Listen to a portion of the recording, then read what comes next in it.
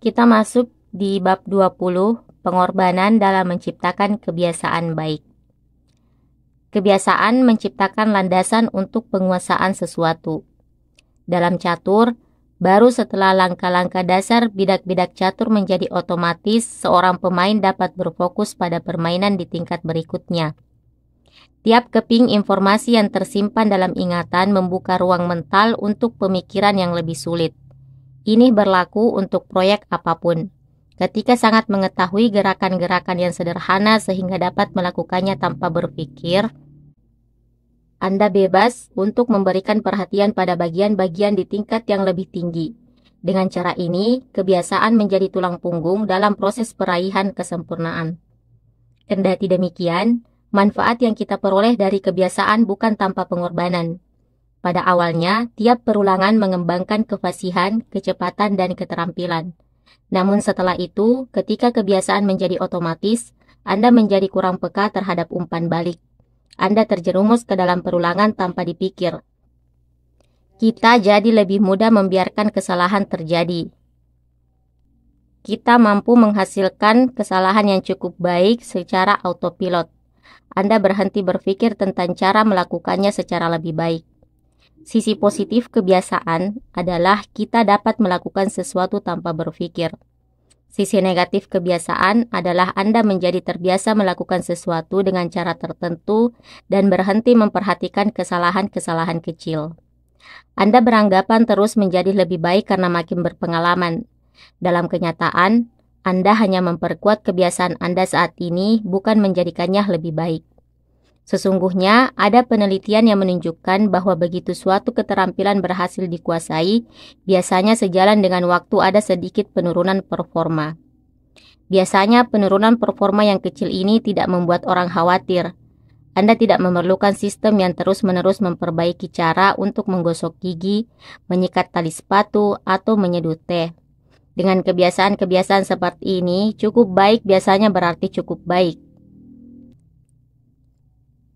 Makin sedikit energi yang Anda kerahkan pada pilihan-pilihan yang remeh, makin banyak yang dapat Anda sediakan pada pilihan yang sungguh penting.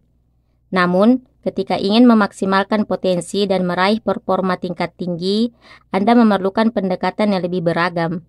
Anda tidak dapat mengulang hal-hal yang sama secara membabi buta, lalu berharap menjadi istimewa. Kebiasaan itu perlu tapi tidak cukup untuk meraih kepiawaian. Yang Anda perlukan adalah kombinasi antara kebiasaan yang otomatis dan praktik yang disengaja. Kebiasaan plus praktik disengaja sama dengan penguasaan. Menguasai satu kebiasaan, yaitu perulangan, dan menguasai suatu bidang. Adapun untuk penjelasan gambar 16, proses menjadi ahli menuntut Anda secara progresif menumpuk satu perbaikan di atas yang lain. Tiap kebiasaan dibangun di atas yang sudah ada sampai tingkat performa baru tercapai dan keterampilan di tingkat yang lebih tinggi terinternalkan. Untuk menjadi hebat, keterampilan tertentu memang perlu menjadi otomatis. Pemain bola basket harus mampu mendribel bola tanpa berpikir sebelum mampu meningkat ke keterampilan mengoper bola dengan tangan yang tidak dominan. Dokter bedah perlu mengulang irisan pertama berulang-ulang sampai mampu melakukannya dengan mata tertutup supaya mereka dapat berfokus pada ratusan variabel yang timbul selama operasi. Namun, setelah kebiasaan berhasil dikuasai, Anda harus kembali ke bagian pekerjaan yang lebih sulit dan memulai membangun kebiasaan berikutnya. Menjadi ahli adalah proses menyempitkan fokus ke elemen kesuksesan yang sangat kecil, mengulangnya sampai Anda menginternalkan keterampilan itu, lalu menggunakan kebiasaan baru ini sebagai landasan untuk maju ke batas pengembangan Anda berikutnya. Tugas-tugas lama menjadi lebih mudah pada putaran kedua, tapi tidak menjadi lebih mudah secara keseluruhan karena sekarang Anda menumpahkan energi ke tantangan berikutnya. Tiap kebiasaan membuka kunci ke tingkat performa berikutnya. Ini siklus yang tiada akhir. Walaupun kebiasaan-kebiasaan itu sangat berguna, yang Anda perlukan adalah cara untuk mempertahankan performa sepanjang waktu, agar Anda dapat terus memperhalus dan memperbaikinya. Tepat saat inilah Anda mulai merasa telah menguasai suatu keterampilan, tepat ketika sesuatu mulai terasa otomatis dan Anda menjadi nyaman, jadi Anda harus menghindari jatuh ke jebakan rasa puas diri. Bagaimana solusinya? Buat sistem untuk refleksi dan peninjauan ulang. Cara meninjau ulang kebiasaan dan membuat penyesuaian. Pada 1986, Los Angeles Lakers memiliki salah satu tim bola basket paling berbakat yang pernah terbentuk, tapi mereka jarang dikenang karena hal itu. Tim itu memulai musim kompetisi NBA 1985 sampai 1986 dengan rekor 29-5 yang menakjubkan. Para ahli berkata kami mungkin tim terbaik dalam sejarah bola basket, kata pelatih kepada Pat Riley usai musim kompetisi berakhir. Sungguh di luar dugaan, Lakers tersandung-sandung dalam pertandingan final di 1986 dan kalah di Western Conference Finals. Tim terbaik dalam sejarah bola basket bahkan tidak berhasil ikut dalam kejuaraan NBA. Setelah pukulan itu, Riley tidak mau lagi mendengar tentang betapa berbakat pemain-pemainnya dan seberapa menjanjikan tim yang dipimpinnya. Ia tidak ingin melihat kilau-kilau kecemerlangan itu disusul dengan penurunan performa secara bertahap. Ia ingin Lakers tampil maksimal sesuai potensi mereka, dari pertandingan satu ke pertandingan berikutnya.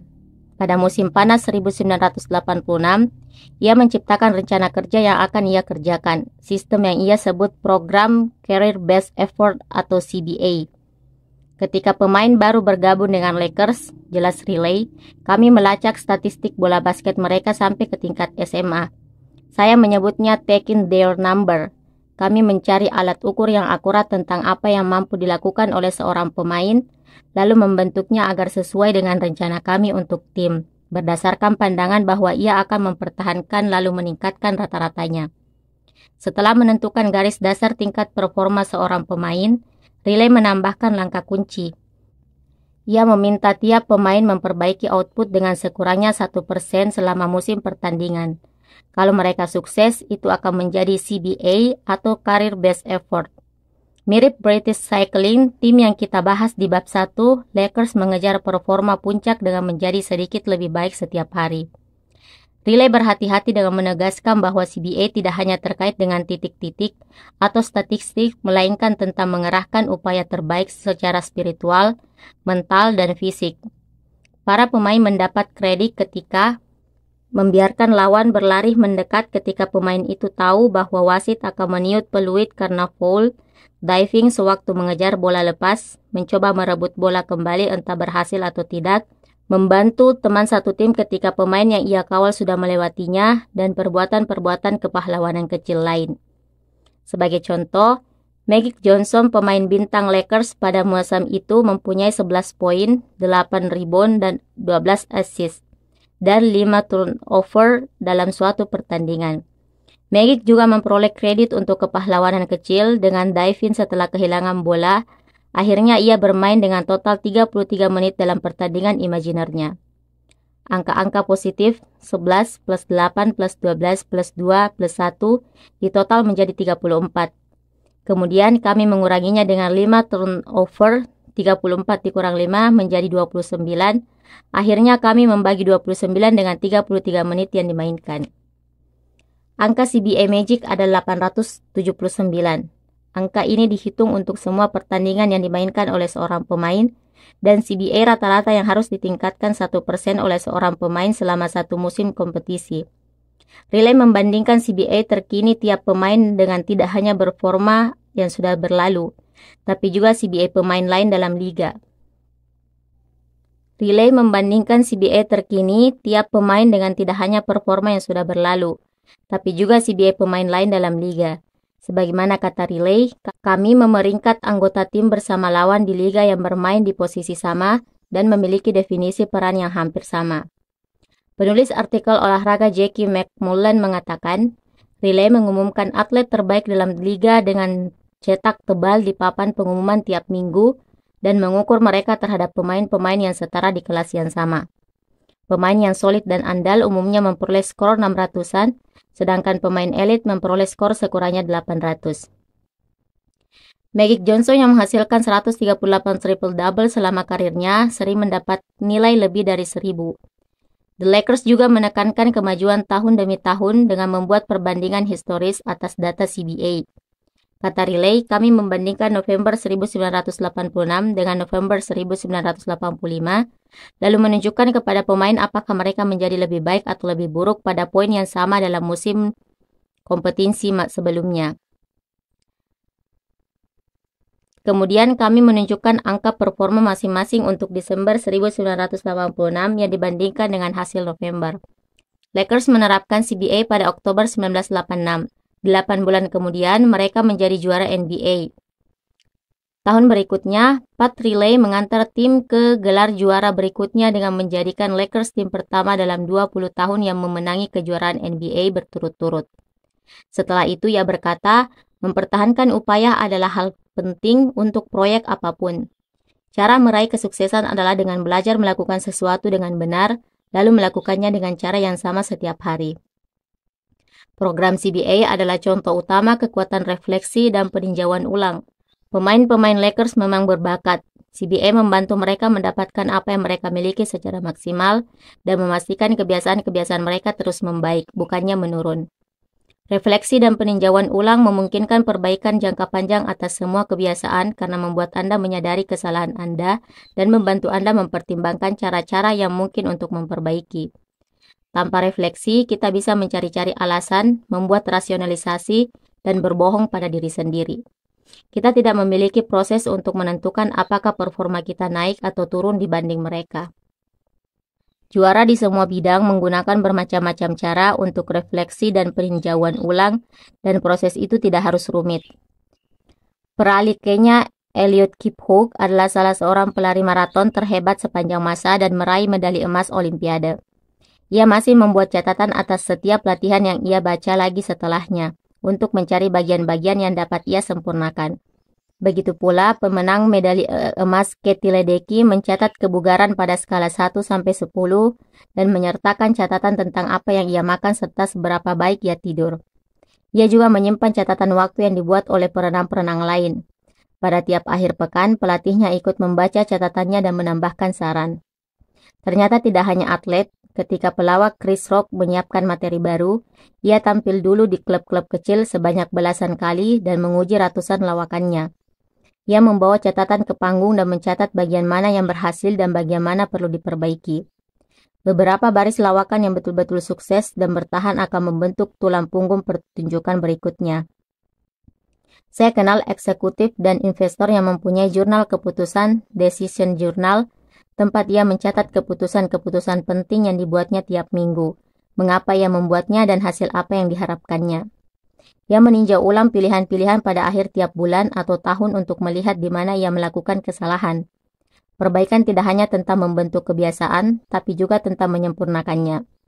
Refleksi dan peninjauan ulang menjamin Anda mengerahkan waktu pada hal-hal yang benar dan membuat koreksi arah setiap kali diperlukan. Seperti Pat Riley mengoreksi usaha pemain-pemainnya setiap malam, Anda tidak ingin mempertahankan suatu kebiasaan kalau kebiasaan itu tidak efektif. Secara pribadi, saya menerapkan 2 cara pokok untuk refleksi dan peninjauan ulang. Tiap Desember saya membuat ulasan tahunan untuk mencermati kiprah saya selama setahun yang baru berlaku. Saya menilai kebiasaan-kebiasaan saya selama tahun itu dengan menghitung berapa banyak artikel yang saya terbitkan, berapa banyak olahraga yang saya kerjakan, berapa banyak tempat baru yang saya kunjungi, dan sebagainya. Kemudian saya merenungkan kemajuan atau kemunduran saya dengan menjawab 3 pertanyaan berikut. Apa yang berjalan dengan baik tahun ini? Apa yang tidak berjalan dengan begitu baik tahun ini? Dan apa yang saya pelajari dari hal itu? 6 bulan kemudian, ketika musim panas tiba, saya membuat apa yang disebut laporan integritas. Seperti semua orang lain, saya melakukan banyak kesalahan. Laporan integritas membantu saya menyadari di mana saya salah dan memotivasi saya untuk kembali ke jalur semula. Saya menggunakannya sebagai kesempatan untuk menghayati kembali nilai-nilai pokok saya serta mempertimbangkan apakah saya sudah hidup dengan cara yang sesuai. Inilah saatnya saya merenungkan identitas saya dan bagaimana saya dapat berusaha menjadi tipe orang yang saya inginkan. Laporan integritas tahunan saya menjawab 3 pertanyaan berikut. 1. Apa nilai-nilai pokok yang menggerakkan hidup dan bekerja saya? 2. Bagaimana saya hidup dan bekerja dengan integritas sekarang ini? 3. Bagaimana saya dapat menetapkan standar lebih tinggi pada masa mendatang?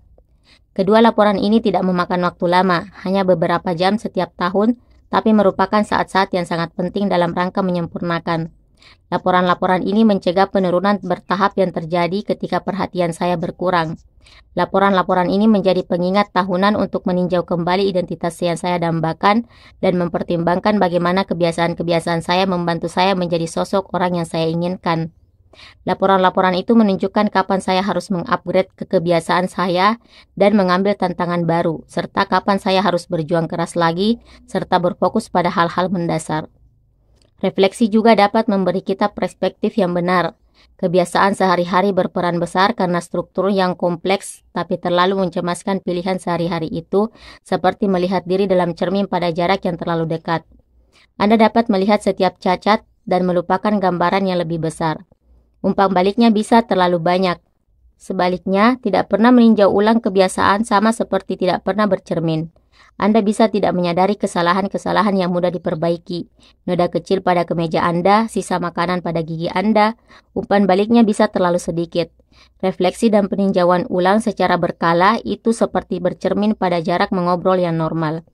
Anda dapat menyaksikan perubahan-perubahan penting yang harus dilakukan tanpa kehilangan gambaran yang lebih besar. Yang diinginkan adalah memandang sebuah gunung secara keseluruhan, bukan terobsesi pada tiap puncak dan lembahnya. Akhirnya, refleksi dan peninjauan ulang menawarkan waktu yang ideal untuk melihat kembali aspek-aspek paling penting dalam perubahan perilaku, identitas. Cara membongkar keyakinan yang menghambat. Pada awalnya, mengulang kebiasaan itu penting untuk membangun bukti tentang identitas yang Anda kehendaki. Bagaimanapun, ketika Anda sudah mengenakan identitas baru itu, keyakinan-keyakinan yang sama dapat menghambat Anda dalam perjalanan ke tingkat pertumbuhan berikutnya. Ketika bekerja melawan Anda, identitas Anda menciptakan semacam kesombongan yang mendorong penyangkalan terhadap titik-titik lemah dan mencegah Anda mengalami pertumbuhan yang sesungguhnya. Ini salah satu kekurangan terbesar sewaktu kita membangun kebiasaan. Makin suci suatu gagasan bagi kita, artinya makin dalam ikatannya terhadap identitas kita, makin kuat kita mempertahankannya terhadap kritik. Anda melihatnya di setiap industri, guru yang mengabaikan metode-metode pengajaran yang inovatif dan bertahan pada program pengajaran yang sudah lama ia kuasai. Manajer veteran yang bertekad bekerja sesuai caranya, dokter bedah yang tidak menghiraukan gagasan mitranya yang lebih muda. Kelompok musik yang menghasilkan album pertama yang luar biasa tapi lalu tidak berkembang. Makin erat kita berpegang pada suatu identitas, makin sulit kita untuk tumbuh lebih dari itu. Satu solusinya adalah menghindari menjadikan salah satu aspek dalam identitas Anda sebagai bagian terbesar tentang siapa diri Anda. Dalam kata-kata investor Paul Graham, jaga supaya identitas Anda tetap kecil. Semakin Anda membiarkan identitas tunggal mendefinisikan Anda, makin kecil kemampuan Anda untuk beradaptasi ketika kesulitan mengadang. Bila Anda mengingatkan segala sesuatu pada suatu tujuan, seorang mitra di perusahaan atau yang lain, kegagalan dalam hal itu akan meruntuhkan Anda. Bila Anda pemakan sayuran lalu mengalami kondisi kesehatan yang memaksa Anda mengubah pola makan, Anda akan mengalami krisis identitas. Ketika berpegang terlalu kuat pada suatu identitas, Anda menjadi rapuh. Kehilangan satu hal itu akan membuat Anda kehilangan jati diri. Selama sebagian besar masa muda saya, menjadi atlet adalah bagian utama identitas saya. Setelah karir bisbol saya berakhir, saya berjuang mencari jati diri. Setelah karir bisbol saya berakhir, saya berjuang mencari jati diri. Ketika Anda mengerahkan seluruh hidup untuk mendefinisikan diri ke satu arah dan hal itu tiba-tiba buyar, siapakah Anda sekarang? Veteran militer dan mantan pebisnis melaporkan perasaan-perasaan serupa. Jika identitas Anda terbungkus dalam keyakinan seperti aku prajurit yang hebat, apa yang terjadi ketika masa bakti Anda berakhir?